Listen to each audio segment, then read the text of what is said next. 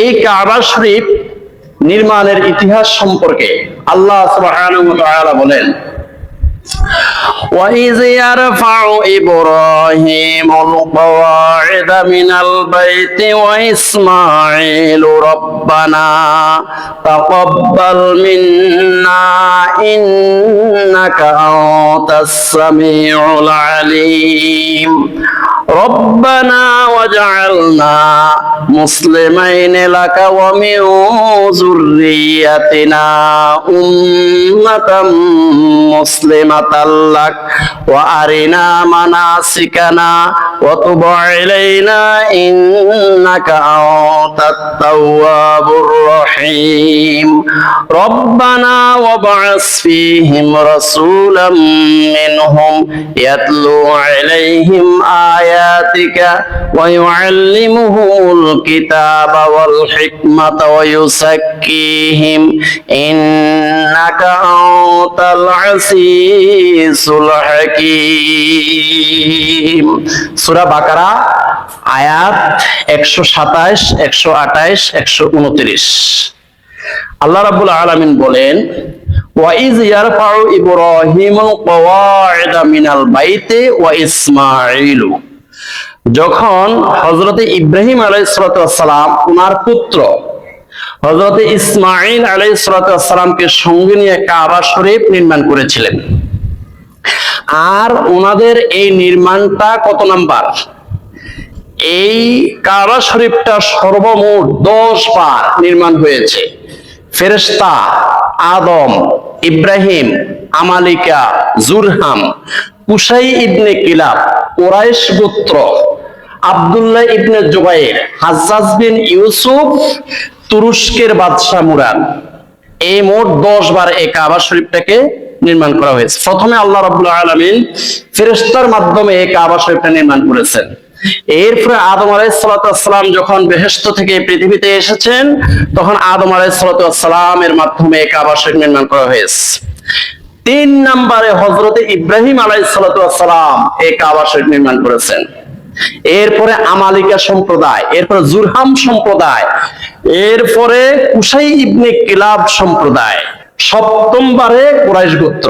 এই 7ম বারে যখন কুরাইশ গোত্র এই কাবা শরীফ নির্মাণ করেছিলেন, তখন আমাদের পেয়ারা নবী, দয়াল নবী, সাইয়্যিদুল মুরসালিন, রাহমাতুল আলামিন, শাফিউল মুজনিবিন মুহাম্মদুর রাসূলুল্লাহ সাল্লাল্লাহু আলাইহি ওয়াসাল্লাম তিনিও কাবা শরীফ নির্মাণে অংশগ্রহণ করেছিলেন। সুবহানাল্লাহ। 7ম বারে কুরাইশ গোত্র। এরপরে আব্দুল্লাহ ইবনে জুবাইর কাবা শরীফ নির্মাণ করেন। এরপরে হাজ্জাজ বিন ইউসুফ কাবা শরীফ নির্মাণ করেন। সর্বশেষ তুরস্কের বাদশাহ মুরাদ 10ম বারে এই কাবা শরীফ নির্মাণ করেছিলেন 640 হিজরিতে। এরপরে কাবা শরীফের বৃহৎ আকারে আর নির্মাণ হয় নাই। এখনো ছোটখাটো কিছু নির্মাণ হয়, তবে বৃহৎ আকারে মোট 10 বার এই কাবা শরীফ নির্মাণ হয়েছিল।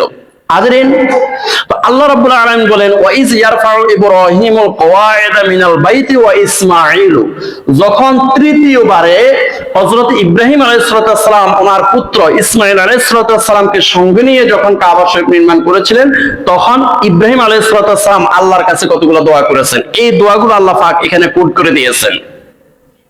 রব্বানা তাকাব্বাল মিন্না ইন্নাকা আনতাস সামিউল আলিম। 1 নম্বরে তিনি দোয়া করেছেন, রব্বানা তাকাব্বাল মিন্না, আল্লাহ আমরা বাপ বেটা মিলে যে কাবা শরীফ নির্মাণ করলাম, আল্লাহ এটা আপনি কবুল করে নেন। সুবহানাল্লাহ।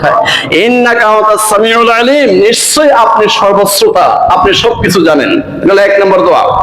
2 নম্বর দোয়া করলেন, রব্বানা ওয়াজআলনা মুসলিমাইন লাকা, আল্লাহ আমাদের এই বাপ বেটা দুইজনকে আপনি সারেন্ডারকারী, অনুগত বান্দা হিসেবে কবুল করে নেন, খাঁটি মুসলমান হিসেবে কবুল করে নেন। ওয়াজুররিয়াতিনা, আমাদের দুইজনের জুররিয়ত যারা আসবে পৃথিবীতে, আমি ইব্রাহিম আলাইহিস সালাম আর আমার সাথে আছে ইসমাঈল আলাইহিস সালাম, আমাদের এই দুইজনের মধ্য থেকে যত জুররিয়ত, অর্থাৎ যত বংশ পরাক্রমায় কিয়ামত পর্যন্ত যত বংশ আসবে, তাদেরকেও আপনি খাঁটি মুসলমান হিসাবে, অনুগত সারেন্ডারকারী বান্দা হিসেবে আপনি কবুল করে নেন। ওয়া আরিনা মানাসিকানা, আল্লাহ আমাদেরকে হজের বিভিন্ন কারিকুলাম, হজের সিস্টেম গুলো আমাদেরকে শিখিয়ে দেন। ও আরিনা মানাসিকানা ওয়া তুব আলাইনা, আল্লাহ আমাদের তওবা কবুল করে নেন। ইন্নাকা আনতাত তাওয়াবুর রহিম, আপনি তো দয়াময়, আপনি তওবা কবুলকারী। এটা হলো দ্বিতীয় নাম্বার দোয়া। 3 নম্বরে দোয়া করলেন রব্বানা ওয়াবআস ফীহিম রাসূলাম মিনহুম ইয়াতলু আলাইহিম আয়াতিকা। আল্লাহ 3 নম্বরে দোয়া করতেছেন, আল্লাহ আখিরি নবী, দয়াল নবী, শ্রেষ্ঠ নবী মুহাম্মদুর রাসূলুল্লাহ সাল্লাল্লাহু আলাইহি ওয়াসাল্লামকে আমাদের বংশ থেকে পাঠাবেন। আমাদের বংশ থেকে। আমার সাথে কে আছে? আমার ছেলে ইসমাইল আলাইহিস সালাম। এই ইসমাইল আলাইহিস সালামের বংশের মধ্যে আপনি আখিরি নবী মুহাম্মদুর রাসূলুল্লাহ সাল্লাল্লাহু আলাইহি ওয়াসাল্লামকে পাঠাবেন।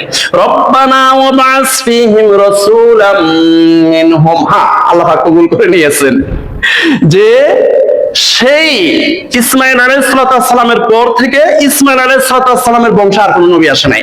একদম এট লাস্ট হযরতে মুহাম্মদুর রাসূলুল্লাহ সাল্লাল্লাহু আলাইহি ওয়াসাল্লাম সর্বশেষ নবী হিসেবে ইসমাইল আলাইহিস সালামের বংশে আবির্ভূত হয়েছেন। এইজন্য ইহুদিরা কি করছে? রাগ করছে। ইহুদিরা বলতেছে মা হাজার হাজার নবী আমাদের বংশে আসছে, আর আখিরি নবী মুহাম্মদ সাল্লাল্লাহু আলাইহি ওয়াসাল্লাম, মুহাম্মদ সাল্লাল্লাহু আলাইহি ওয়াসাল্লাম আখিরি নবী, উনি আমাদের বংশে আসেন, অতএব উনি সত্য নবী নয়, উনি মিথ্যা নবী। নাউযুবিল্লাহ বলেন। বুঝছেন নি? ইহুদিরা কিলে রাগ করছে। ইহুদিরা এই জন্য রাগ করছে। এই জন্য সবচেয়ে মুসলমানদের সবচেয়ে বড় শত্রু হলো ইহুদিরা। কারণ তারা চিন্তা করছে আমাদের বংশের মধ্য থেকে আখিরি নবী আসবে, কিন্তু ঘটনাটা তো ঘটাইছে ইব্রাহিম আলাইহিস সালামে। আল্লাহর কাছে দোয়া করছে রব্বানা ওয়াবআস ফীহিম রাসূলাম মিনহুম ইয়াতলু আলাইহিম আয়াতিকা। আল্লাহ আখিরি নবী মুহাম্মদ সাল্লাল্লাহু আলাইহি ওয়াসাল্লামকে আমার বংশ থেকে, আমার ইসমাইল আলাইহিস সালামের বংশ দিয়ে, বংশের মাধ্যমে আপনি দুনিয়াতে পাঠাবেন। সুবহানাল্লাহ। এখন এই নবী দুনিয়াতে এসে 4টা কর্মসূচি পালন করবে। ইয়াতলু আলাইহিম আয়াতিকা, এই আখিরি নবী মুহাম্মদ সাল্লাল্লাহু আলাইহি ওয়াসাল্লাম 1 নম্বর কর্মসূচি পালন করবে আল্লাহ সুবহানাহু ওয়া তাআলার নিদর্শনসমূহ মানুষের কাছে বর্ণনা করে শোনাবে। ওয়ায়ুআল্লিমুহুমুল কিতাবা, মানুষকে কোরআন পড়ে পড়ে শোনাবে, কোরআনের বাণী শোনাবে।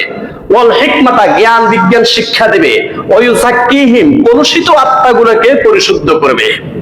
ইন্নাকা আনতাল আসিসুল হাকীম, নিশ্চয় আল্লাহ আপনি তো হলেন মহাপরাক্রমশালী, আপনি হলেন মহাবিজ্ঞানী। হাজিরিন, এই ইব্রাহিম আলাইহিস সালাম আরো অনেক দোয়া করছে। আরেকটা দোয়া আছে যুররিয়ত অর্থাৎ বংশধরদের জন্য, তিনি বিশেষ করে একটা দোয়া করেছেন। দোয়াটা হলো রব্বি জাআলনি মুকিমাস সালাতি ওয়া মিন যুররিয়াতি রব্বানা ওয়া তাকাব্বাল দুআ রব্বানা গফিরলি ওয়া লিওয়ালিদাইয়া ওয়া লিল মুমিনিনা ইয়াওমা ইয়াকুমুল হিসাব। সূরা ইব্রাহিম আয়াত 40-41। ইব্রাহিম আলাইহিস সালাম আরেকটা বিশেষ দোয়া করেছে, আল্লাহ রব্বি জাআলনি মুকিমাস সালাতি, আল্লাহ আমাকে একজন পাক্কা নামাজি বানিয়ে দেন। আল্লাহর কাছে তৌফিক চাইতে হয়, ভালো কাজের জন্য আল্লাহর কাছে তৌফিক চাইতে হয়। ঠিক আছে না কথা?